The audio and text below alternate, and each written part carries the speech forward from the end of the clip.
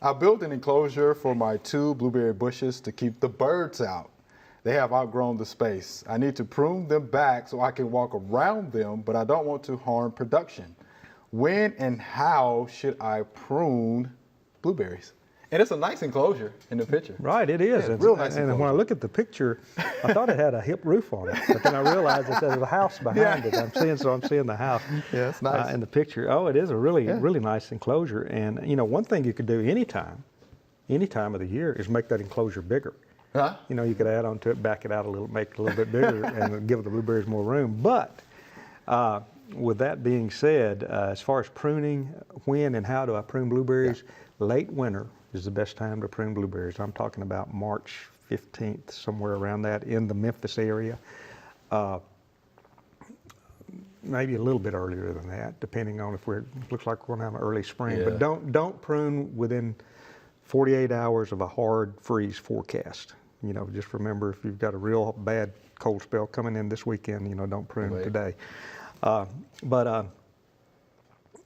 As far as pruning, you need to keep in mind, and this is true of any plant when you prune it, where you make that cut is where you stimulate growth. Right.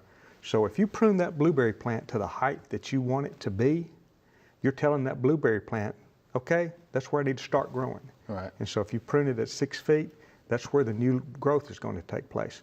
So the best way to bring the size of your blueberry plant down is to go down into that plant, you know, maybe down to only 2 or 3 feet from the ground, from the soil, and make your cut there. So you'll be taking out some pretty long limbs, but that's where the new growth is going to originate. And do that. Don't cut the whole plant down to 2 or 3 feet, but just go in and try to leave that plant as natural as you can, and give it as natural appearance as you can, and as balanced an appearance as you can, but by bringing it down in height, by going down into the plant and making your cut down in the plant. Okay.